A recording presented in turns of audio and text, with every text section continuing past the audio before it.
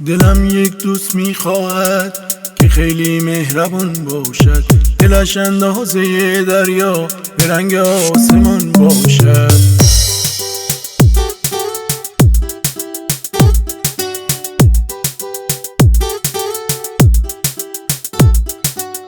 دلم یک دوست میخواهد که خیلی مهربان باشد، دلش اندازه دریا به رنگ آسمان باشد. کسی باشد پر از شبنم، پر از پروانه آب، صدایش چکه‌ای آواز، نگاهش تکه‌ای مهتاب.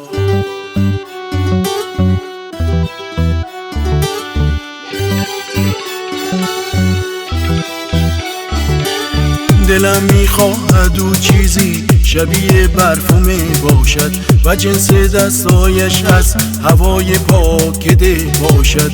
کسی باشد که حرفم را بفهمد با دل و جانش، پرستوی دلم راحت بخوابد توی دستانش.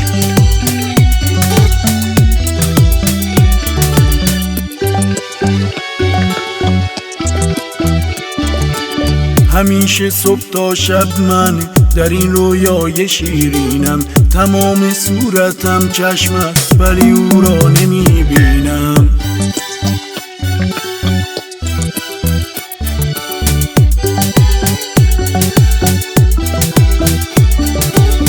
دلم یک دوست میخواهد که خیلی مهربان باشد، دلش اندازه دریا به رنگ آسمان باشد. کسی باشد پر از شبنم، پر از پروانه آب، صدایش چکه‌ای آواز، نگاهش تکه‌ای مهتاب.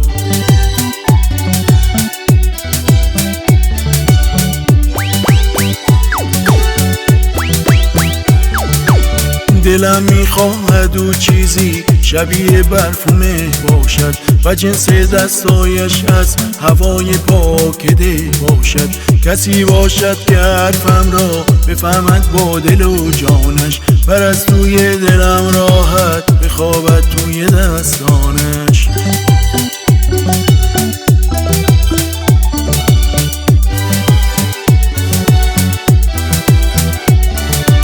همیشه صبح تا شب من در این رویای شیرینم، تمام صورتم چشم است ولی او را نمیبینم.